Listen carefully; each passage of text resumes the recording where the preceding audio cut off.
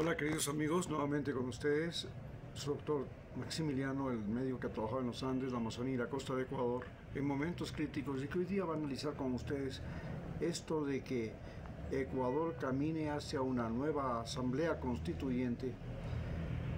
Pues al parecer la constitución del 2008 ha sido tan vapuleada, tan despedazada, tan destruida, tan utilizada y tan mal utilizada, que aparentemente la única salida es una nueva asamblea constituyente, pero esta ya sería la número 47, algo que siempre tenemos que mencionar. El número de asambleas de constituciones que tiene el Ecuador será siempre el mismo número de presidentes que tenga Estados Unidos. En otras palabras, un promedio de más o menos cada 3 años. Cada 3 años tenemos que cambiar una constitución. ¿Por qué es esta necesidad de cambiar las constituciones y por qué esta necesidad de tener tantos gobernantes en Ecuador? Ya llevamos 120. Pues al parecer el problema fundamental está en el mismo origen del país. Evidentemente nosotros no nacimos como una unidad geopolítica histórico-cultural.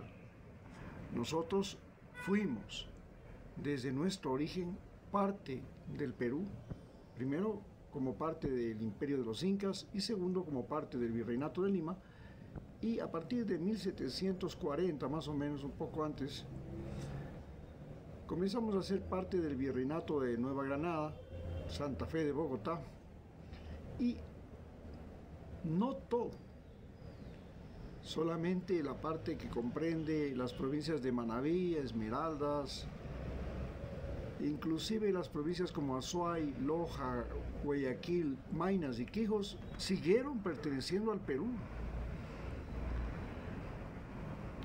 Pero entonces, ¿qué sucedió? Cuando llegamos a la independencia, en 1822, el Perú invadió Ecuador para reclamar por un nuevo protocolo, un nuevo borde limítrofe entre Nueva Granada, que era el estado poderoso del norte, comprendía la Gran Colombia, en otras palabras, Venezuela, Panamá, Colombia y Ecuador, entre paréntesis, el norte de Ecuador. Y Perú quería seguir siendo poderoso, conservando Bolivia, Perú y también parte de el Ecuador. Vino una batalla, la batalla de Tarqui, nos peleamos con los peruanos, les ganamos. No éramos en ese momento Ecuador, éramos la Gran Colombia, y se firmó un tratado de paz y límites entre la Nueva Granada, o sea, la Gran Colombia, y el Perú. Pero esos militares venezolanos que se apropiaron del país, se les antojó que, vaya, ¿por qué no hacemos de Ecuador una gran hacienda de nosotros? Y esta gran hacienda de nosotros estaba pues secundada por las esposas de estos señores libertadores, que eran, por ejemplo, la condesa de Gijón, maridito Juan José Flores, el general implicado en el asesinato de Antonio José de Sucre y primer presidente del Ecuador.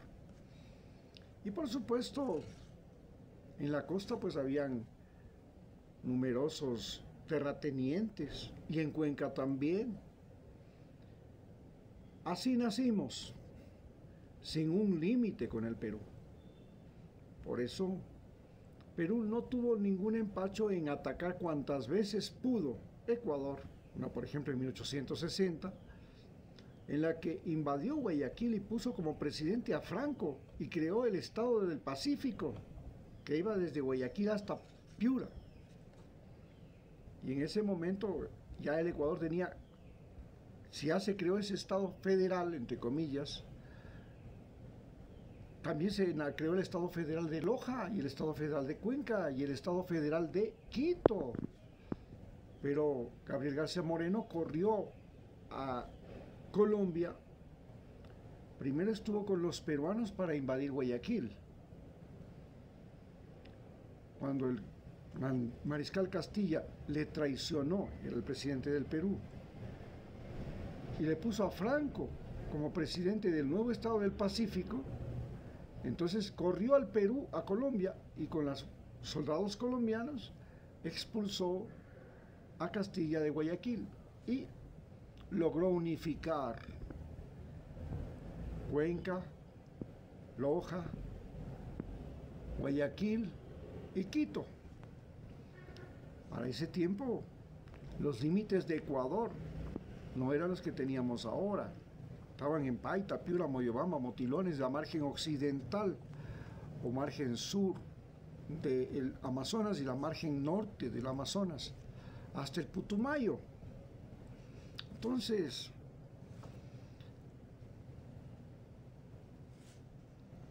se le ocurrió pues a Colombia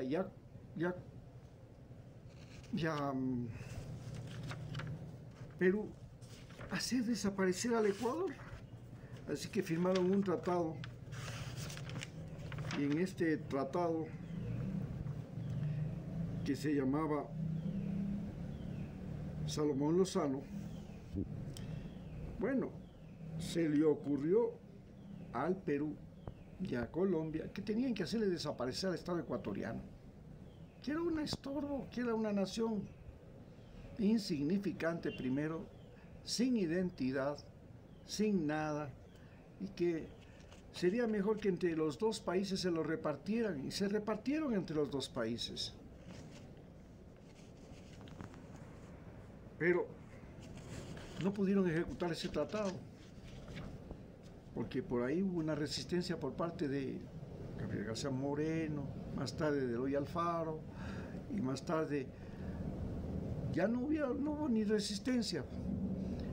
Para 1941 Estados Unidos armó al Perú y usó el ejército peruano para invadir Ecuador y apropiarse de las Galápagos por un lado y de las caucheras, de las zonas caucheras del Perú, de Ecuador, que se las entregó a al Perú.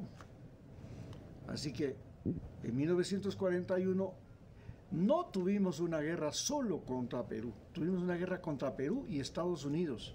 Y Estados Unidos se quedó en Galápagos hasta 1946, en que el presidente Velasco Ibarra desconoció el Tratado de Río de Janeiro, firmado en 1942 en Río de Janeiro, un 28 de enero. Y les dijo, hasta aquí no más. Fuera, norteamericanos de Galápagos. Y señores del Perú, nosotros no reconocemos ese tratado, vamos a seguir en pie de guerra. Y continuamos en pie de guerra contra los peruanos hasta 1999, en que Yamil Mahuad firma el Tratado de Itamaraty, y con ese Tratado de Itamaraty acepta lo que se resolvió en el Tratado de 1941. Fue una derrota diplomática, aunque hubo, se dice, una victoria militar. Pero, como siempre, terminamos vencidos. Como dicen, jugamos como nunca, pero perdimos como siempre. Desde ese momento, Ecuador se dio cuenta que era, y desde antes, desde el mismo nacimiento, nosotros los ecuatorianos sabemos a ciencia cierta que en el Ecuador hay 4 países. 4 países. Somos 4 mundos completamente diferentes. Primer país, la costa del Ecuador. Bailan música tropical, se visten con ropa ligera, viven de otra manera, no hacen casas de cemento, de barro por lo menos, no hacían casas de barro. No hablaban el quechua. La religión católica pasaba así, como quien dice, solo para motivo de reunión los domingos. Para algún otro motivo y para Allá Dios existe de una manera muy diferente, igual que la Virgen y los santos. Allá Diosito perdona al asesino, al criminal, al violador, al ladrón. Dios perdona a todo el mundo en la costa. En cambio en la sierra se vive con los indígenas, hay culturas incas, se habla el quechua, se vivió lo que es el latifundio, allá en la costa se vivió la producción agroexportadora, se vivió la banca, se vivió la piratería, se vivió el comercio. El Océano Pacífico fue el centro de todo el problema. En cambio en los Andes, el centro de todo el problema han sido las montañas, los volcanes, los páramos, los valles, con una producción completamente diferente, alimentos diferentes, cultura diferente, casas diferentes, ropa diferente, forma de hablar diferente, música diferente, forma de bailar diferente. Y luego llegamos a la Amazonía, donde la selva creó culturas nómadas, y a esas culturas nómadas vinieron unos colonos de la sierra y trataron de, junto con los curas, crear poblados, y esos poblados viven una doble vida, como la de Lenín Moreno. Nadie sabe quién es. La gente de la Amazonía es una gente con una máscara impenetrable. Por un lado son cazadores y recolectores, polígamos, creyentes en Arutam y en un dios cristiano que es medio raro, se parece al Arutam mismo, que es el dios de las cascadas, el dios del agua. Y por otro lado, los ingenieros petroleros, los obreros petroleros, ahora los obreros mineros, todos los mineros, los petroleros y todo, que han ido y han convertido desde el mismo origen de la Amazonía en un botín. La Amazonía ha sido territorio de aventureros, ladrones, transnacionales, un botín de guerra, tanto para el Ecuador como para el país, como para el Perú, tanto para las transnacionales como para el gobierno de los Estados Unidos. Entonces, finalmente tenemos las Galápagos. También, desde su origen, fue un botín, especialmente desde la llegada de los Estados Unidos, que convirtieron a las Galápagos en una base militar para proteger el Canal de Panamá. Y ahora, gracias a la deuda externa y al Fondo Monetario Internacional y al presidente Lenín Moreno, Guillermo Lasso y ahora Daniel Noboa, se han apropiado no solo de las Galápagos, sino de 200.000 kilómetros cuadrados. Esto nos obliga a pensar seriamente que la solución es hacer desaparecer al Estado unitario ecuatoriano y crear la República Federal Ecuatoriana, como es la República Federal Suiza. Suiza tiene peores problemas que nosotros. En Suiza hay gente que habla alemán, de origen alemán, gente que habla italiano, de origen italiano, gente que habla francés, de origen francés, y gente que habla suizo, de origen suizo. Y entre los cuatro se han matado toda la vida, pero crearon un sistema federal en la que cada uno de esos cuatro ponen presidentes por un año y se van turnando. Pero cada estado tiene su propio parlamento, sus propias leyes, su propia economía, su propia forma de administración, su propio idioma inclusive, hasta su propia religión. Imagínense, los italianos son católicos, no son protestantes como los alemanes. Entonces, tenemos ahí un país que ha logrado conciliar y ser un ejemplo de lo que podría ser Ecuador. Así que pensar en una nueva asamblea constituyente para crear una república federal del Ecuador no es algo descabellado. La recomendación sería que la república federal del Pacífico ecuatoriana, la capital sea Guayaquil, que la República Federal de los Andes de Ecuador sea Cuenca, que la República Federal de la Amazonía sea Puyo, que la República Federal de Galápagos sea Santa Cruz, y finalmente que la capital o distrito federal sea Quito, indudablemente. Esa sería la mejor alternativa para que nosotros logremos vencer el principal problema que tiene Ecuador, que es el regionalismo, así como el principal problema que tiene Estados Unidos desde su origen hasta el día de hoy ha sido el racismo, y ahora ese racismo está dirigido hacia los latinoamericanos y nos quieren separar entre latinos hispanos y no hispanos, porque en Estados Unidos el insulto no es decirle a un individuo latinoamericano, el insulto es decirle hispano. ¿Y por qué el insulto en Estados Unidos es decirle hispano? Porque cuando Estados Unidos hizo la guerra contra España a comienzos del siglo XX, la prensa norteamericana calificó a los españoles y a los descendientes de español como lo peor que existía en el planeta Tierra, y con esa justificación invadieron Cuba, y desde ahí no se han podido quitar de su cerebro la idea de que un hispano es lo que Donald Trump llama basura. No dice basura a los brasileños, pero sí les dice a los haitianos. Tampoco les dice a los de la Guayana Francesa, pero sí los dice a los nicaragüenses y cubanos. Tampoco les dice a otros latinoamericanos como los que son descendientes de Latinoamérica.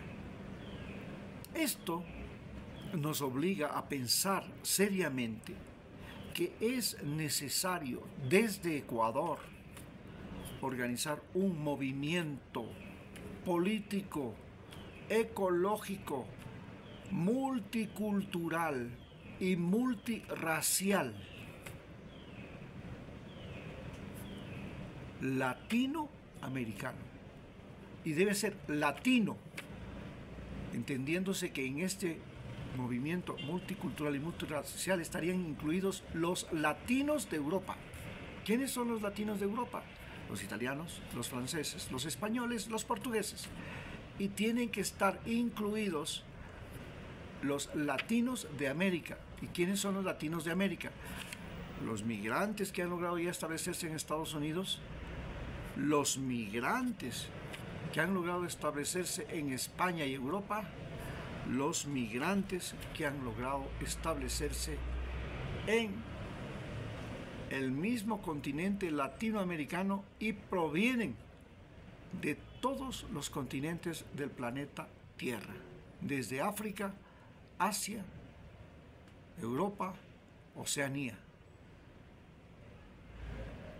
Porque es inevitable que África y América Latina son en este momento los mayores peligros, los mayores adversarios, los mayores invasores de Europa y de Norteamérica. Nos hemos convertido. El Fondo Monetario Internacional dice que la delincuencia y la violencia en América Latina es la culpable de la pérdida del 4% del Producto Interno Bruto, aunque dicen que es entre el 3 y el 4% del Producto Interno Bruto, y que se resolvería si es que los latinoamericanos no somos tan violentos Pero la violencia en América Latina solamente es el resultado de siglos de opresión. Y esta opresión ha creado barrios miseria, cárceles, migrantes, gente desesperada que primero migraban del campo a la ciudad y ahora migran desde las ciudades hacia los Estados Unidos y hacia Europa. Y estos desesperados que han perdido lo que consideraban su mayor riqueza, que era tener un pedacito de tierra, tener una casita para vivir, poder tener la capacidad de pagar por el agua, por la luz, por esto, se ven obligados a sobrevivir robándose entre ellos, matándose entre ellos y lo más importante, haciendo las cosas ilegales que Estados Unidos nos impone. Estados Unidos nos han impuesto una guerra contra las drogas. Pero el problema de las drogas no es un problema nuestro. El problema de las drogas es de ellos. Ellos consumen drogas. Ellos pagan alto dinero. Ellos son los que corrompen nuestra sociedad. Ellos son los que financian a los carteles de la droga, a los sicarios, a los asesinos. Ellos son los que financian a los narcolavadores, que son los ricachones de nuestro país. Estamos viendo que el banano sale en los barcos del hombre más rico del Ecuador, el presidente de Ecuador, de Daniel Noboa. Quiere decir que si no es por las buenas, es por las malas, pero a la final las élites de los latinoamericanos, que antes estaban a las órdenes y al servicio de los Estados Unidos, hoy están al servicio del narcotráfico. Y gracias a los narcotraficantes, las fronteras de los Estados Unidos hoy son permeables. Y gracias a los narcotraficantes, les es posible a los desesperados de América Latina y de África invadir Estados Unidos, invadir Europa. La solución es muy simple. Legalicen la droga y en el momento que legalicen la droga en sus países, ya no tiene negocios el narcotraficante ni el traficante de seres humanos. Paguen los mismos salarios en América Latina que en Estados Unidos y la gente ya no necesita migrar a Estados Unidos. Muchas gracias.